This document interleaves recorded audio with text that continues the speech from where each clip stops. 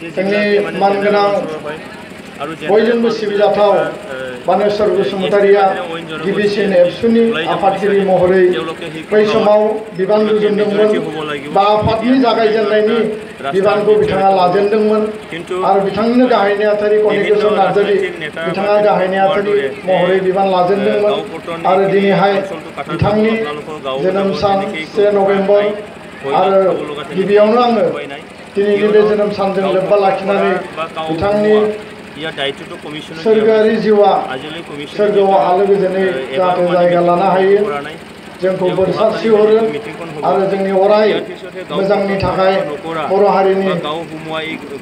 इयुन हाबाफारिफोरखौ मावफुंनायाव बिथाङा जोंखौ आशीर्बाद हरो बेनि थाखाय आनान गसाइनिसिम इसोरनिसिम आं आरज गाबदों।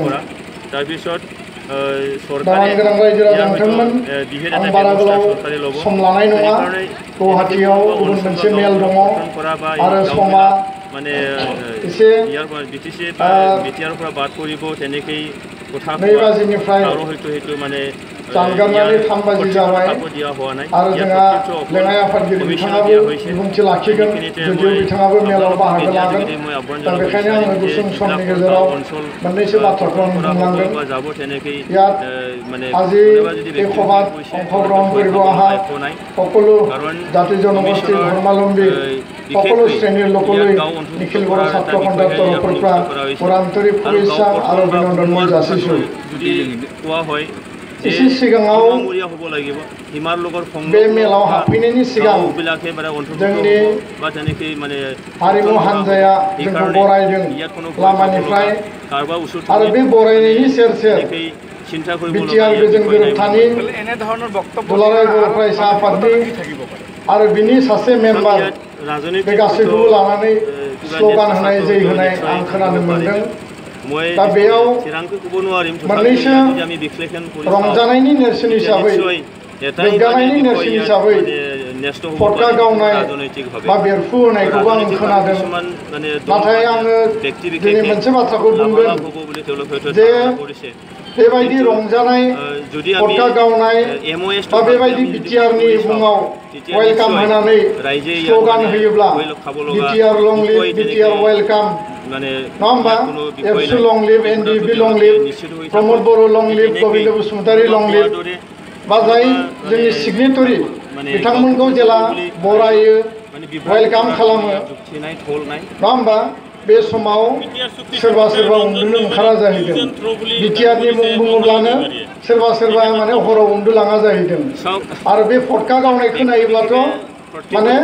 हराव उन्दुनो ओंखारा जाहैदों आरो बे आं बुंनाय बाथ्रा नङा रायजोफोर बेखौ जायफोरा 17 बोसोर सरकार सालायदोंमोन जायफोरा 17 बोसोर सरकार सालायनानै जेबो मावाखिसै बै बिथांमोना गावसोरनो बुंना लादों जे बिटिआर सुक्तिनि समाव 27 जानुवारि 2020आव फटका गावदों बिनि उनाव नरेन्द्र मोदी फैबाय नङा होमबा 7 फेब्रुवारियाव बेयावबो फटका गावदों बिनि उनाव मोनसेनि उनाव मोनसे 5 सेप्तेम्बरनिफ्राय बर' मिडियामखौ सारा आसामाव जोथोन लानो नायनो टिचार एपइन्टमेन्ट होनो पस्टिं होनो नङा होमबा जोंनि बर' मिडियामनि स्कुलाव मास्टार नांगौ बे गासैखौबो नायनो थाखाय सेपारेट डाइरेक्टरेट बड' मिडियाम गायसननाय जादों बेयावबो फटका गावदों बिटिएडिखौ बिटिआर बिमुं होनाय जाबाय बेयावबो जोङो रंजादों बिनि उनाव बर' कसारी काउन्सिलनि माने अर्डिनेन्स फैबाय बेयावबो जोङो रंजादों आरो बिनि उनाव बिटिआरनि सिमाखौ संकसनिफ्राय 5-2ल' नङा बिटिआरनि सिमाया संकसनिफ्राय सनितपुर बिश्वनाथखौ सोसनफानानै गहपुरनि सिमुलुगुरिसिम सहैनांगौ बेखौ लानानैबो फटका गावनाय रंजानाय मोसानाय जोङो बयबो बाहागो लादों बे बाउन्डारि कमिसन दानाय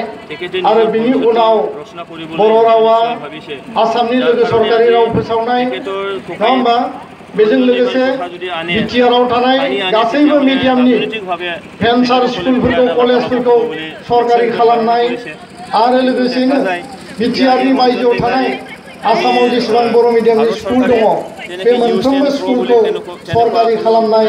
बे मोनद' जि जोंहा दफा दङ गासै दफानि गेजेराव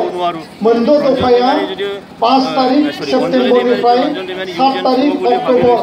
माने प्राय 1 मासनि गेजेराव आसाम सरकारा भारत सरकारनि होम मिनिस्टारा बुंनाय बायदियै आसामनि चिफ मिनिस्टार सर्बानन्द सन'वाल आसामनि फाइनेन्स एजुकेशन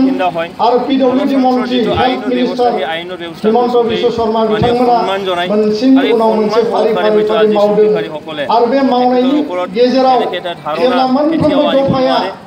जी माने कोरोना भाइरास कोविड-19 बे लकडाउन खुलिनायनि उनाव लकडाउन आनलक 1 2 3 4 माने बिसाराधीन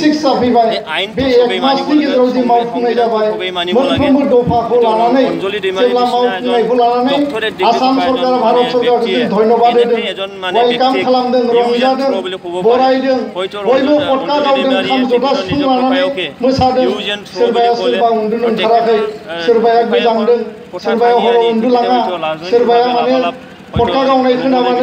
नै गासिबो एबसुजोंसो थांजोबलायबाय गासिबो प्रमद बर'जों थांजोबलायबाय सुक्तिनि माने फेभाराव जायफोर सुक्ति खालामग्रा बिथांमोनजों लोब लोब थांबाय बेबायदि साननानै बिथांमोना गिनाय मोनो जाहैदों दा दिनै बेयाव पटका गावबाय